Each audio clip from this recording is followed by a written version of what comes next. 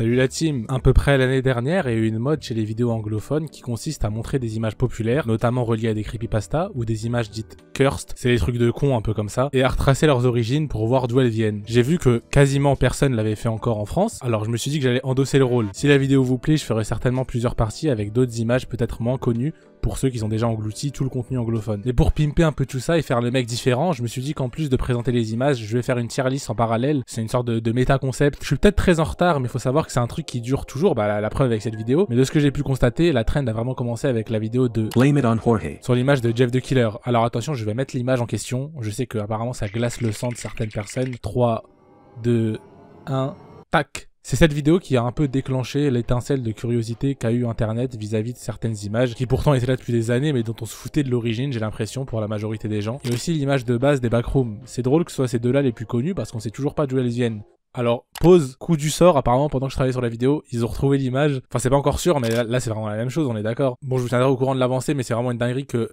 les recherches avancent pile quand je commence la vidéo. L'image de Jeff the Killer a carrément été mise à prix pour faire avancer les recherches. Mais vous inquiétez pas, c'est pas toujours comme ça, la majorité des images on peut être retrouvées. Et aujourd'hui, je vous en présentais 4 et on commence sans plus tarder avec cette image. C'est une image qui me met personnellement très mal à l'aise, mais je me suis habitué à son regard à force de la voir absolument partout. On a devant nous ce qui a l'air d'être un humanoïde, je crois, qui nous regarde fixement, et vu que c'est sur fond noir, l'éclairage fait qu'on a du mal à discerner la forme de son visage et l'émotion de la créature. En gros, j'ai du mal à savoir s'il sourit ou pas. Mais en tout cas, je me demande surtout qu'est-ce que c'est que ce truc. Enfin, j'ai du mal à saisir si c'est un dessin ou si c'est une photo de très près d'un visage avec un contraste abusé. Alors vous l'avez peut-être vu à plusieurs endroits différents, mais majoritairement on peut la retrouver sur TikTok. Je l'ai déjà vu utilisée en tant que screamer perso, nickel. Vous inquiétez pas, je vais pas en mettre, promis. Mais l'image est surtout utilisée dans ce qu'on appelle les nextbots. Alors pour ceux qui savent pas ce que c'est un nextbot, c'est à la base une IA présente dans les jeux qui utilise le moteur source. Mais ces derniers temps on en parle surtout sur Garry's Mod. Alors j'ai un peu rien compris aux explications de code, mais en gros ça sert majoritairement à que les PNJ puissent suivre ou poursuivre le joueur. Et ça a ensuite créé tout un genre de jeu d'horreur en quelque sorte qui consiste à mettre un PNJ dans le but de poursuivre ensuite le joueur indéfiniment. Le PNJ se fera donc petit à petit appeler un nextbot directement, et énormément d'images se sont vues être affiliées à ce mini-jeu, dont celle-ci. Et pour ce qui est des autres images populaires du genre, j'en parlerai pas tout de suite parce que si cette vidéo marche, j'ai besoin de contenu pour une partie 2. Et de ce que j'ai compris, c'est surtout sur Roblox, dans le jeu Nico's Nextbot, que cette image va vraiment devenir une figure importante du genre. La communauté du jeu va donc l'appeler Pinhead, rien à voir avec le personnage de Hellraiser, c'est juste que Pin en anglais c'est une key.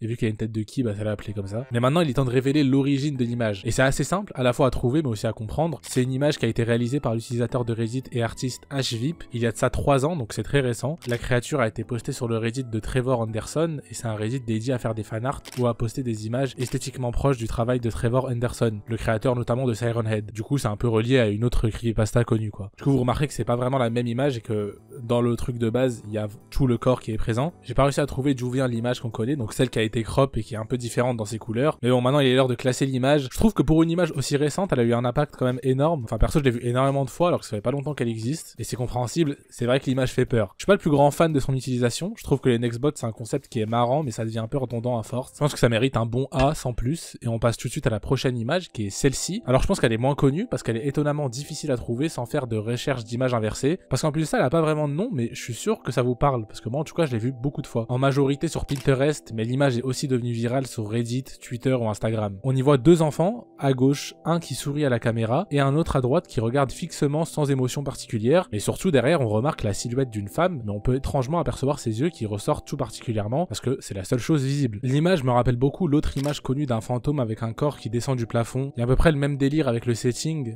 des personnes qui prennent innocemment une photo sauf qu'il y a quelque chose qui se passe autour dont ils ne sont pas conscients. Quelques points qui rendent l'image encore plus bizarre et que beaucoup ont noté, c'est qu'elle fait pas sens du tout à cause de l'éclairage. Enfin, je pense que c'est le but. Je vais pas vous expliquer comment la lumière ça marche, mais là elle devrait être visible en gros. On dirait qu'elle est à contre-jour alors que c'est pas censé être le cas, c'est très bizarre. Et aussi son regard est porté ailleurs, comme si elle était en train de phaser ou de regarder quelque chose qui est hors de notre champ de vision. Mais du coup, qu'est-ce que c'est? Est-ce que c'est une vraie photo ou c'est un photomontage ou alors carrément quelque chose d'autre? Avant de vous révéler la vraie origine, juste une petite parenthèse par rapport à une pensée qui m'est venue la première fois que j'ai vu l'image. Alors j'ai aucune idée de pourquoi, mais la possibilité que ce soit une image tirée de Google Street View ou de Google Maps, tout simplement, elle m'est venue directement. J'étais sûr que j'avais déjà vu quelqu'un parler de cette image et dire que c'était un screenshot bizarre trouvé dans une rue japonaise, mais je pense que je confonds avec cette image par exemple. Il y a beaucoup de trucs bizarres sur Google Maps, mais ça n'en fait pas partie. Étrangement, dans la vidéo de Sakura Stardust, qui explique aussi l'origine de l'image, elle dit que sur Instagram, quelqu'un lui avait affirmé que l'image venait de Google Maps. On lui a même donné des coordonnées pour s'y rendre. Alors elle est allée voir sur Google Maps les coordonnées, et bon, y a rien. Elle s'est faite scam, mais voilà. Dites-moi si vous aussi vous avez pensé à Google Maps, pour l'instant on est 2 sur Terre. Mais bon, la réalité c'est que c'est un screenshot d'un programme intitulé Tales of Terror Futaribochi, qui est un film appartenant à la série Tales of Terror, qui est à la base une série d'horreur si j'ai bien compris,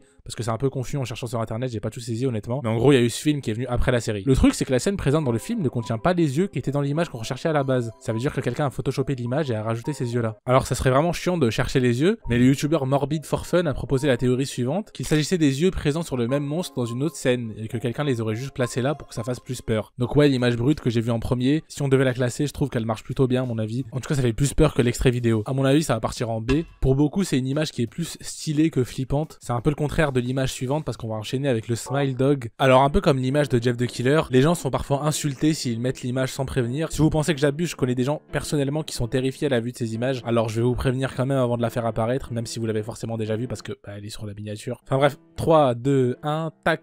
Donc c'est des images qu'on appelle souvent Smile Dog ou smiledog.jpg, mais avant de les présenter déjà, laquelle est venue en première? Si je devais deviner, je dirais que c'est celle-ci qui est plus granulée, qui paraît plus ancienne et qui est, je pense, la plus populaire. Bah figurez-vous que c'est pas le cas et que la rouge était à la base rattachée à la creepypasta d'origine. Et c'est un anonyme qui a créé ensuite l'autre image car il trouvait l'original un peu trop goofy. Et ça se comprend. Du coup, qu'est-ce qu'on y voit? À gauche, c'est en gros une image de basse qualité d'un husky qui sourit à la caméra, avec une fenêtre derrière lui et une main en sang en bas. Je pense que son expression un peu... Et ses dents, bah c'est dents humaines, hein, clairement, ça c'est un dentier. C'est ce qui rend vraiment l'image malaisante. Et la qualité aide pas à rendre l'image joyeuse. Et à droite, on a à peu près la même chose, mais du coup en plus saturé. Et on dirait qu'il essaye beaucoup trop d'être terrifiant. Comme je l'ai déjà dit, il y a une creepypasta rattachée aux deux images.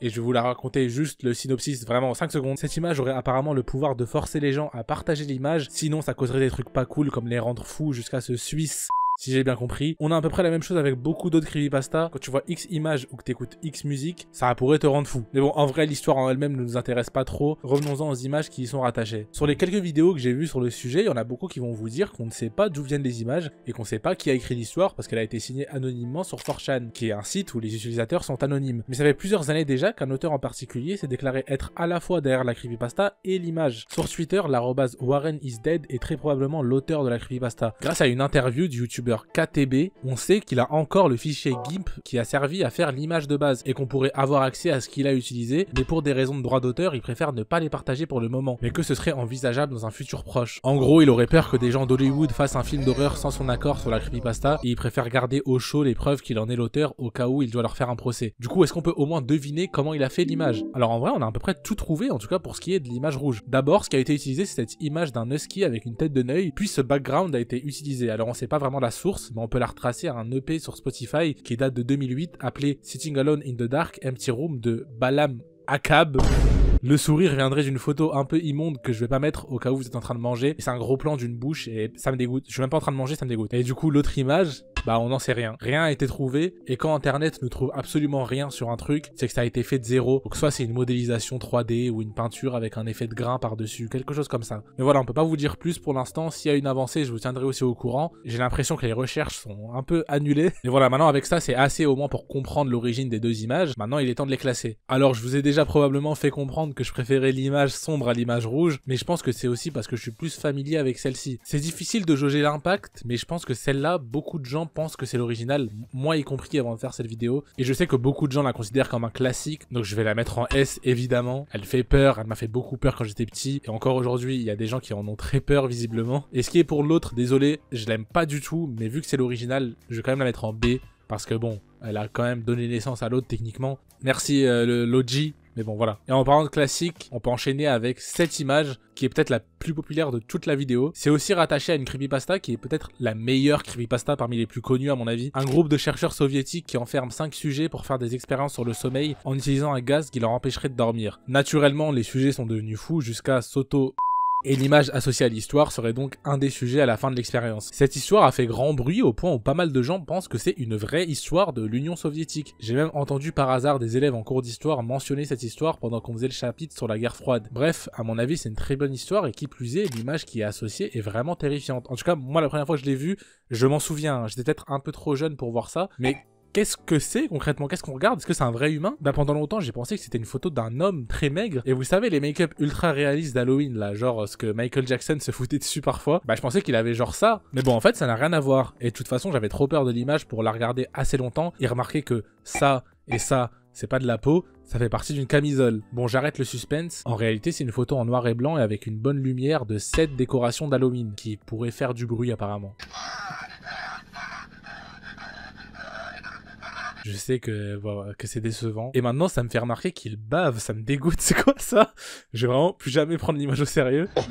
L'entreprise derrière cette création s'appelle Morbid Enterprises. Elle a notamment fait ça. 8 l'images d'Ayuwoki, une autre creepypasta, je suis mort, ils ont 2 bangers à leur actif. Voilà, petit fun fact, c'est une exclue, vous le verrez qu'ici, j'ai jamais vu quelqu'un le mentionner. Maintenant, il est l'heure de classer l'image, et on a évidemment un autre S là, instantanément. Puis en plus, l'histoire autour, elle est bien, et ça joue un peu en sa faveur. C'est une des rares creepypastas que même aujourd'hui, j'aime bien. Et voilà, ça mérite largement le S, je pense que vous serez d'accord avec moi. Et avec ça, on a fini. Merci d'être resté jusqu'à la fin et n'hésitez pas à me dire ce que vous pensez du classement et à donner le vôtre si vous en avez envie. Je sais que c'est un concept qui est très présent aux États-Unis. J'ai essayé de mettre ma touche perso pour pas que ce soit du vu et revu aux yeux de ceux qui consomment du contenu anglophone. Bon, j'ai juste rajouté une tier list, mais bon, au moins j'ai fait un effort. N'hésitez surtout pas à vous abonner, mettre la cloche, etc. et à liker, comme ça il y aura une partie 2. A plus!